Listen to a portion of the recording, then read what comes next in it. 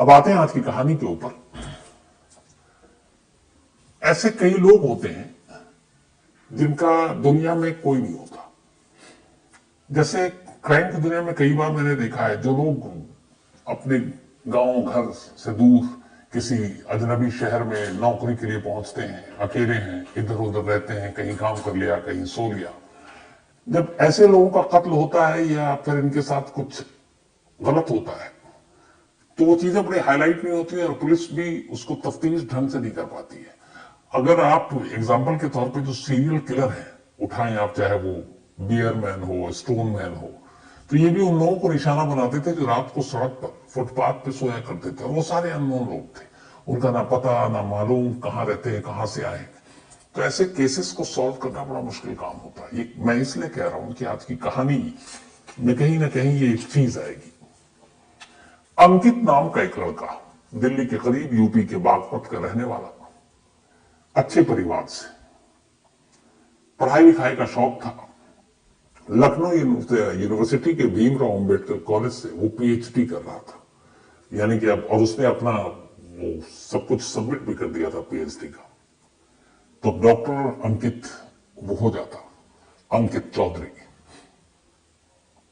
अंकित चौधरी के मां बाप की मौत हो चुकी थी गांव में, जहां बागपत में रहा करते थे, लेकिन अच्छी खासी प्रॉपर्टी थी, घर था। अब घर में कोई रहा नहीं, बागपत से अंकित को वहां उसके माँ बाप की याद भी आती थी। फिर पढ़ना लिखना था तो उसने बागपत छोड़ दिया। अब वो अपनी पढ़ाई के लिए दूसरे शहर पहुंच गया, पहले लखनऊ गया, फिर गाजियाबाद आया। यहां रहकर वो अपनी पढ़ाई कर रहा था और पीएचडी के उसके 6 दोस्त थे जो उसके साथ पीएचडी कर रहे थे, अलग अलग थीसिस थी उनकी। सब कुछ ठीक चल रहा था। 6 के 6 दोस्त जब भी फुर्सत होती मिलते या फिर सोशल मीडिया पर रहते, एक दूसरे से चैट करते, व्हाट्सएप करते, फेसबुक पे या फिर बाकी जगहों पर। अंकित का भी सब कुछ ठीक चल रहा था, पढ़ने लिखने में बेहद होशियार था। पीएचडी करने के बाद उसका फ्यूचर ब्राइट था, वो चाहता था कि कुछ बड़ा करूं। इस दौरान में उसे एहसास हुआ कि बागपत तो जाता नहीं है, तो घर वर का क्या करें। अब यहां वो गाजियाबाद में एक किराए के घर में रहा करता था, और किराए के जो घर में रहा करता था वो उसी का अपना एक दोस्त था जिसके घर में वो रहा करता था। उस दोस्त का नाम था उमेश। उमेश के साथ दोस्ती थी, उमेश का घर था, तो उसने कहा तुम हमारे घर पे रह लो जब पढ़ने लिखने के लिए आओ। तो उसने कहा नहीं, ऐसे फ्री में नहीं रहूंगा, या तुम्हें किराया दूंगा। तो उसने कहा ठीक है, किराया दे देना। तो वो वहीं उमेश के साथ रहने लगा, उसी के घर में अपना उसने 2 रूम ले लिया और किराए पर रहने लगा था। इस बीच अब माँ बाप के गुजरने के बाद चूंकि गांव और घर जाना नहीं होता, तो फिर उसने कहा कि कोई रिश्तेदार भी वहां पे नहीं था, दूर के कुछ रिश्तेदार थे, उन्होंने पहले ही दूरी बना रखी थी, तो कायदे से उसका करीबी कोई नहीं था जो पूछता कि अंकित तुम कैसे हो, क्या हाल है। तो यही सब सोचकर उसने गांव की जमीन और अपना मकान बेच दिया। करीब 1 करोड़ रुपए उसे मिले। ये सब बेचने के बाद उसने ये 1 करोड़ रुपए अपने बैंक में जमा कर दिए। जिस घर में किराए पर उमेश के साथ रहता था, उमेश को भी मालूम था कि उसने 1 करोड़ रुपए जमीन जायदाद में बेचे हैं। तो उमेश ने उससे कहा कि मुझे एक बिजनेस शुरू करना है, तो इसमें 40 लाख रुपए मुझे उधार दे दे, उसके बाद मैं धीरे धीरे तुझे लौटा दूंगा। चूंकि दोनों दोस्त थे, उसने पैसे दे दिए। सब कुछ ठीक चला था अक्टूबर 2022 तक। लेकिन 7 अक्टूबर 2022 के बाद अचानक अंकित गायब हो जाता है। न वो कॉलेज जाता, न अपने दोस्तों से बात करता, न फोन करता। तो चूंकि अब ऐसा, वो जो मैंने शुरू में आपको कहा था, जिनका कोई अपना जानने वाला, कोई खैर खबर लेने वाला नहीं, उसको कौन मतलब पूछेगा कि कहाँ हो, कैसे हो। तो वैसे ही उसके माँ बाप कोई रिश्तेदार करीबी थे नहीं, तो कोई पूछने वाला नहीं था, पूछने हाल करने वाला। तो गायब, किसी को कोई फिक्र नहीं। 2 महीने बीत गए, अक्टूबर से दिसंबर आ गया 2022। किसी ने पूछा ही नहीं कि कहाँ है वो। लेकिन अंकित के जो 6 दोस्त थे, उन्होंने कहा यार, ये आपस में सबने बात की कि क्या अंकित का फोन आया, कोई मैसेज आया। सबने कहा नहीं, और ये कभी हुआ नहीं पिछले कई सालों में। तो उसने कहा कई बार प्रोग्राम बनाते थे, एक साथ पार्टी करते थे, वो सब भी बंद। तो उन्होंने कहा कि ये अंकित है कहां। अब सबने ढूंढना शुरू किया। अच्छा, इससे पहले शक इसलिए नहीं हुआ कि वो अंकित लगातार कई बार मैसेज करता था उन दोस्तों को, और वो भी रिप्लाई कर देते थे। फिर वो सोशल मीडिया पे पोस्ट डालता तो उनको लगता चलो ठीक है, बिजी होगा, कहीं चला गया होगा। जब 2 महीने बीत गए और किसी दोस्त से कोई बातचीत नहीं हुई, तब उन्हें लगा कि ये ऐसा कैसे हो सकता है। तभी उनमें से एक दोस्त ने, अब ये 6 दोस्त एक दिन मिले, उन्होंने कहा यार अपने दोस्त को पता करना चाहिए। वो गाजियाबाद के उस घर भी पहुंचे। उमेश ने कहा कि वो तो कहीं बिना बताए तो निकला है, कहां जाता है हमें तो बताता भी नहीं है, तो अपना सामान लेकर गया था। अब 6 दोस्त को फिक्र होने लगी अपने दोस्त की, तो इधर उधर पता किया लेकिन कोई सुराग नहीं मिल रहा है। तभी 6 दोस्त एक साथ बैठे और उन्होंने कहा अब आगे क्या करें। एक दूसरे का फिर उन्होंने कहा आखिरी मैसेज तुझे क्या किया, तुझे क्या किया, वो सब मैसेज देख रहे हैं। जब वो मैसेज देखने लगे तो एक दोस्त का ध्यान मैसेजेस की तरफ गया। उन्होंने कहा यार ये इसने लिखा, इसकी इंग्लिश तो ऐसी नहीं थी, इसकी स्पेलिंग देख, तो ऐसे छोटी मोटी स्पेलिंग की गलतियां। उन्होंने कहा कई बार टाइपो एरर हो जाता है। लेकिन दूसरे दोस्त ने देखा उसमें भी कुछ मिस्टेक इंग्लिश की, तीसरे ने देखा उसमें भी। अब उन्होंने पुराने मैसेज देखे, वही शब्द बिल्कुल सही स्पेलिंग के साथ, तो एक दो ने कई बार वही शब्द और गलत स्पेलिंग। उन्होंने कहा कि ये क्या है, अंकित तो ऐसा लिखता नहीं है, पीएचडी कर रहा है। अब उन्हें लगा कि कुछ गड़बड़ है। इस दौरान उन्होंने बहुत सारे ऐसे न्यूज, खबरें, फिल्में, सारी चीजें देखते रहते, दिमाग में आजकल सबके रहता है। तो उन्हें लगा यार ऐसा तो नहीं है कि कोई जानबूझकर अंकित को, अब वो आपस में कहने में भी डर रहे हैं कि ऐसा तो नहीं है कि कोई जानबूझकर अंकित को जिंदा दिखाने की कोशिश कर और अंकित को के साथ कुछ गलत हो गया हो। उन्हें कहा हो सकता है। अब उन्हें पहली बार उन सबका दिमाग ठनका।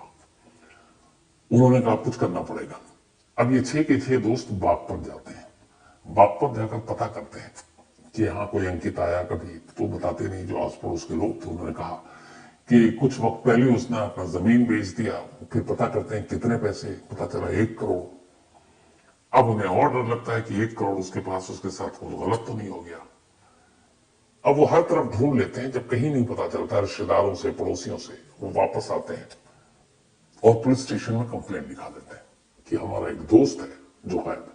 अब पुलिस वाले भी कि भाई पहले तुम बताओ तुम लोग कौन हो, फैमिली वाले हो, रिलेशन में हो। कंप्लेंट लिखते हैं, वैसे बड़े सवाल होते हैं। बोला भाई साहब हम सब दोस्त हैं और जिगरी दोस्त हैं, लेकिन हमारा दोस्त 2 महीने से गायब है। तो उन्होंने कहा कहीं चला गया होगा। उन्होंने कहा कि नहीं, मैसेजेस भी आ रहे हैं लेकिन उसके मैसेजेस गलत आ रहे हैं स्पेलिंग के साथ। पुलिस ने कहा इसमें क्या होगा, कई बार टाइपो एरर होता है, कुछ जल्दी भी लिखता है। उन्होंने कहा नहीं, एक साथ 10, 15, 20, 25 मैसेज में एक ही स्पेलिंग गलत नहीं लिख सकता। अब पुलिस को भी थोड़ा लगा। फिर उन्होंने बताया कि अभी हाल में उसने 1 करोड़ रुपए का मकान बेचा है। फिर पुलिस को लगा कि कुछ गड़बड़ है। पुलिस ने रिपोर्ट दर्ज की। अब तफ्तीश शुरू की। तो सबसे पहले बैंक चेक किया, तो पता चला कि अंकित जब से गायब है, उसके गायब होने के बाद अगले 1.5 महीने तक, जितनी की रिपोर्ट लिखाई गई है दिसंबर में, उस दिसंबर के महीने में भी कई जगह से उसके एटीएम कार्ड से पैसे निकाले गए।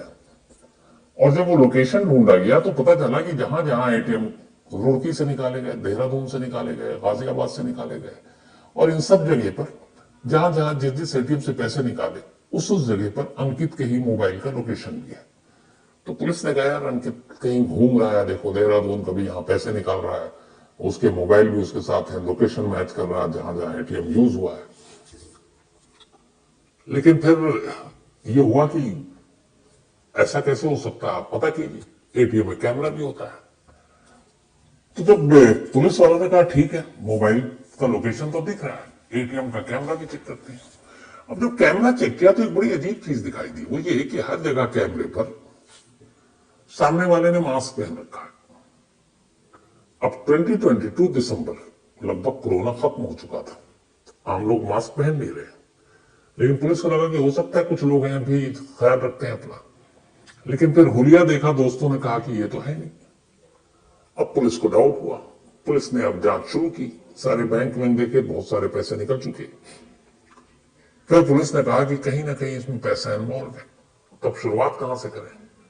तो शुरुआत उस जगह से जहां उसको आखिरी बार देखा गया, और वो जगह थी उमेश का घर, जहां किराए पर रहा करता था।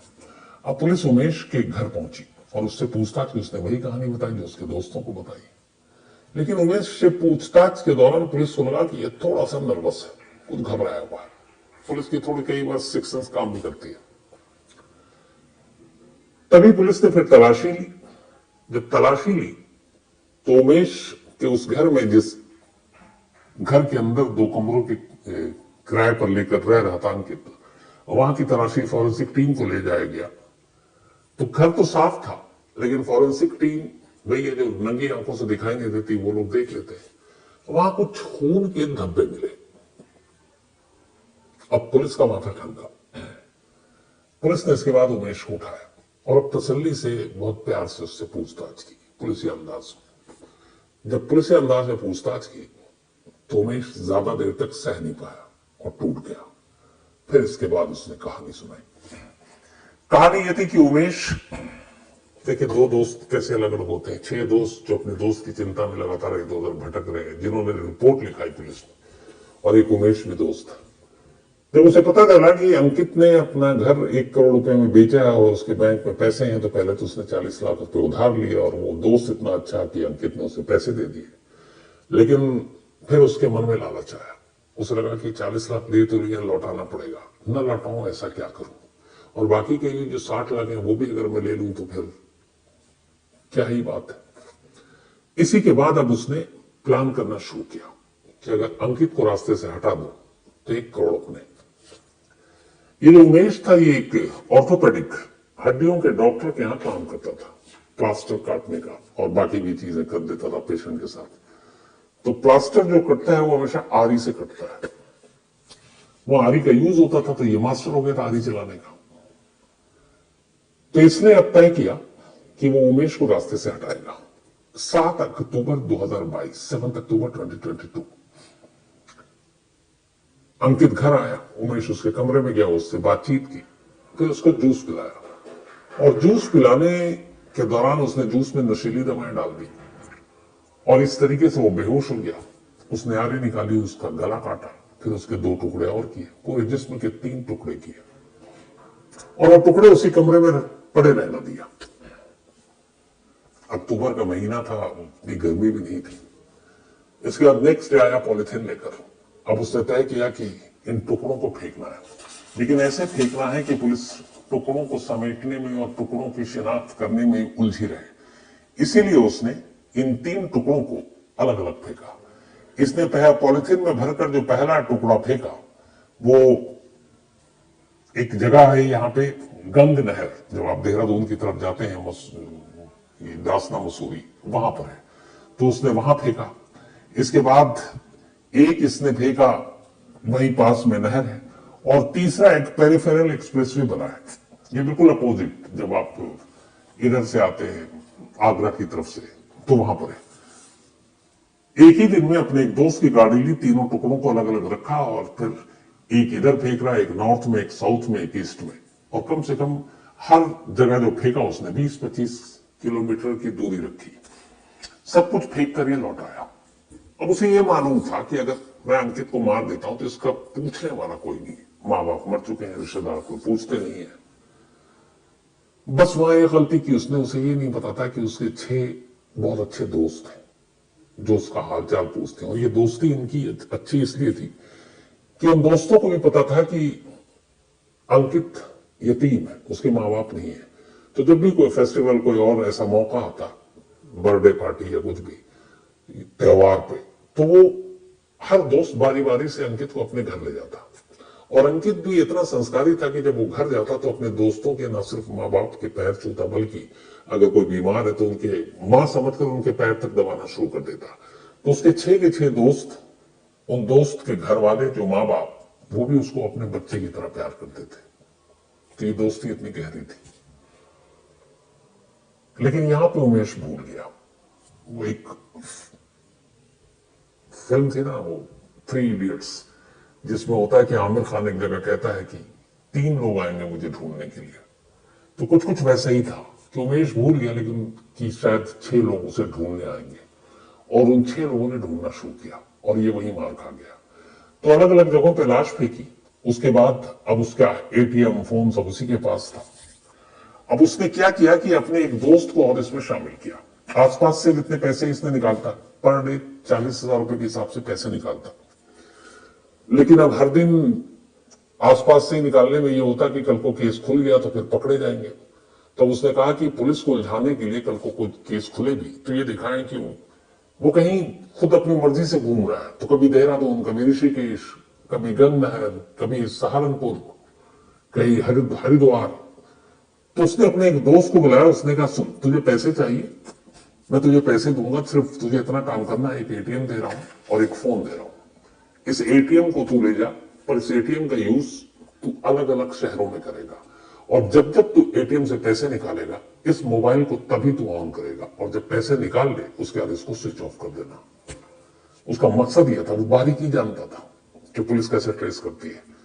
तो हर जगह उसने इसी तरीके से दोस्त गए और ये, इसलिए जब पुलिस ने शुरुआत में जांच की तो देखा एटीएम से पैसे निकल रहे हैं, मोबाइल भी ऑन है, इसका मतलब है वो वही है। लेकिन फिर दोस्तों की वजह से केस खुला तो खैर उसने सारी बातें उगल दी। 40 लाख के अलावा करीब 10-12 लाख उसने, और क्योंकि 2 महीने हो गए थे, 2 महीने तक उसके पास थे कार्ड, उसने इस्तेमाल किया। अब यह था कि इसमें कोई गवाह नहीं है, कोई रिश्तेदार नहीं है, दोस्तों ने एफआईआर दर्ज कराई। पुलिस के लिए इस केस में वो सबूत हासिल करना बड़ा एक चुनौती का काम था जो अदालत में उसको मुजरिम ठहरा सके। तो वो जो खून के वो थे जो फॉरेंसिक जांच में मिले कमरे से, वो पाए गए अंकित के। आरी वो बरामद हो गई जिस आरी से इसने कत्ल किया। फिर इसने बताया कि उसे मालूम था, चूंकि वो एक ऑर्थोपेडिक डॉक्टर के यहाँ काम करता था, तो हड्डियां या जोड़ के हिस्से को कैसे काटते हैं ये भी उसने दिमाग लगाया था और इसीलिए उस हिसाब से उसने 3 टुकड़े किए थे लाश के। वो भी बरामद हो गई। यहां तक होशियार तो उमेश की उसने कत्ल के बाद जब ये सारे तीनों लाशों के टुकड़े अलग अलग इलाकों में फेंक दिया, अलग अलग दिशाओं में भी, उसके जो कपड़े अंकित ने पहने थे वो कपड़े उतार चुका था वो पहले, जो कपड़े इसने पहने थे कत्ल करते वक्त कि उसमें कोई भी खून का एक छींटा या एक बूंद भी ना बचे, उन कपड़ों को भी ले जाकर इसने जला दिया था। तो हर तरफ से बचने की इसने कोशिश की, सारे सबूत मिटाने की कोशिश की, बस गलती एक जगह की, अंकित के 6 दोस्तों को भूल गया और वही दोस्त सामने आए अपने दोस्त की खातिर और उन दोस्तों की वजह से एक ऐसी मर्डर मिस्ट्री सुलझ गई जिसके बारे में 2 महीने तक किसी को पता ही नहीं था।